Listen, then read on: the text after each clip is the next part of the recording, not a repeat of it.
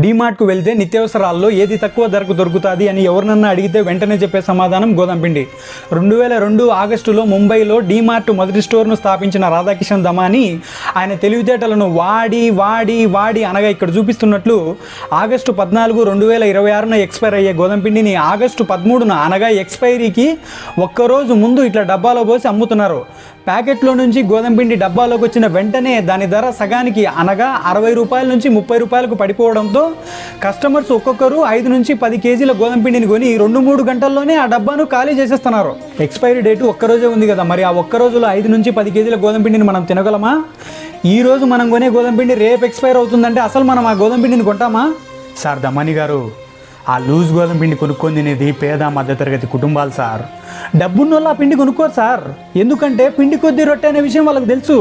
పిండి కొద్దీ రొట్టె అనే విషయం తెలిసినా ఎక్కువ రేటు పెట్టి కొనలేక అట్లని తక్కువ రేటు పెట్టి అమ్మే కిరాణా షాపులను నమ్మలేక మీలాంటి కంపెనీలు అయితే నాణ్యత ప్రమాణాలు పాటిస్తాయని మీలాంటి వాళ్ళను నమ్మి మోసపోయే బతుకులు సార్ మాయి. మీకు చేతులెత్తి దండం పెడుతున్నా సార్, ఇట్లాంటి పనులు చేసి మా ఆరోగ్యాలతో ఆడుకోకండి సార్. మీ ఖజానా నింపుకోవడానికి మాలాంటి వాళ్ళను బలిపశువులను చేయొద్దు సార్.